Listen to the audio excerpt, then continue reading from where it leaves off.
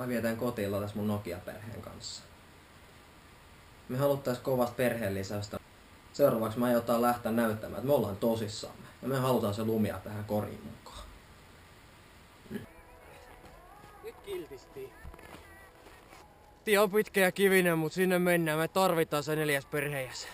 Eteenpäin. Olli. Ai miksi mä oisin hyvä Lumia omistaja?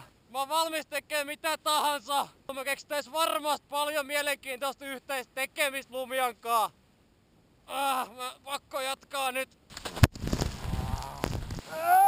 Lumia! Perille päästi. Kyllä mä sen Lumia saadaan. Jos ei saada, niin onhan meillä kuitenkin toisemme. Kaiken lisäksi mulla on vielä omena-allergia.